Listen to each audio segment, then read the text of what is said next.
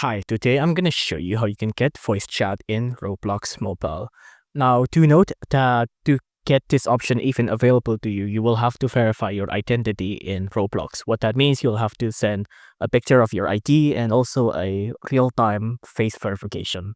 But once you've gotten verified, all you need to do is that you need to scroll down and you want to go to settings here. On settings, you want to go to the privacy settings here. On privacy, you'll see a couple of options like content maturity, communication, visibility, trading, as preference. You want to go to communication here. Click on communication, and then you can either go to experience chat party, but the thing we want is of course the voice chat. So we're gonna click on voice chat here. Now you can see right now there is an option called enable microphone. If it's off like this, you just have to tap it, right?